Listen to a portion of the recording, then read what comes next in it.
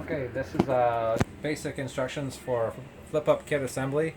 The parts include a front bracket with a ball stud and a landing pad. The rear is a rail, another ball stud, and a hinge. Essentially, how this is installed on